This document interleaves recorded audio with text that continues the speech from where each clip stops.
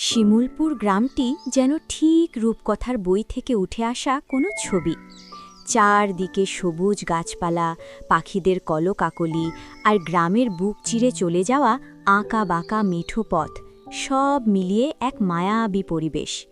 এই গ্রামেই বাস করত মতিন নামে এক অতি সাধারণ মানুষ। মতিন গরিব হতে পারে, কিন্তু তার মন ছিল আকাশের মতো বড়। তার সততা আর কঠোর পরিশ্রমের গল্প গ্রামের সবার মুখে মুখে ফিরত। মতিন তার স্ত্রী মালা আর ফুটফুটে ছোট্ট মেয়ে দীপ্তিকে নিয়ে একটি ছোট্ট কুঁড়ে ঘরে পরম সুখে দিন কাটাত। সংসারের অভাব অনটন থাকলেও মতিনের মনে কোনো ক্ষোভ ছিল না। তবে সে সবসময় চাইত তার মেয়ে দীপ্তি যেন একটু ভালো খাবার পায়, পুষ্টিকর দুধ খেতে পায়। এই স্বপ্ন পূরণ করতেই অনেক কষ্টে কিছু টাকা জমিয়ে মতিন একদিন হাটে যাওয়ার সিদ্ধান্ত নেয়। হাটে সেদিন প্রচুর লোক সমাগম, হরেক রকমের গরু উঠেছে সেখানে। অনেক খোঁজাখুঁজির পর মতিনের নজর কাড়ল একটি শান্ত স্বভাবের সুন্দর গাভী। অদ্ভুত এক মায়া ছিল গরুটির চোখে। বিক্রেতার সাথে দরাদরি করে মতিন মাত্র ৫,০০০ টাকায় গাভীটি কিনে নিল। মনে মনে সে ভাবল, এই গরুটা অন্তত ৫০০ কেজি দুধ দেবে।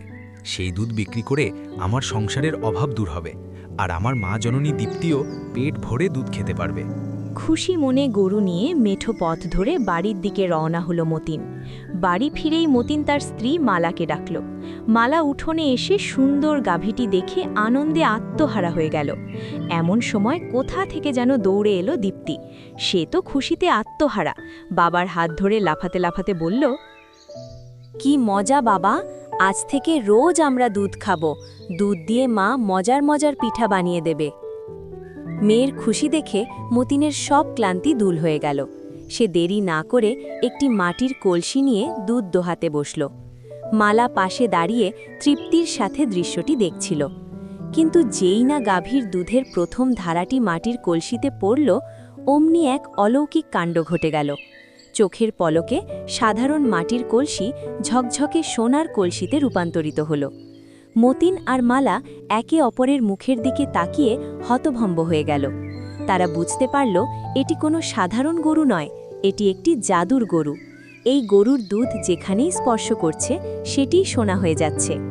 মতিন সেই সোনার কলসি নিয়ে সাবধানে বাজারে গেল। সাধারণ ব্যবসায়ীরা এর সঠিক দাম দিতে ভয় পাচ্ছিল। অবশেষে খবর পেয়ে জমিদারের মন্ত্রী এগিয়ে এলেন। তিনি কলসিটির সঠিক মূল্য দিয়ে সেটি কিনে নিলেন। সেই টাকা দিয়ে মতিনের অভাবের সংসারে বইতে শুরু করল সচ্ছলতার হাওয়া। ধীরে ধীরে মতিন তার ভাঙা কুঁড়েঘর ভেঙে এক বিশাল সুন্দর বাড়ি তৈরি করল।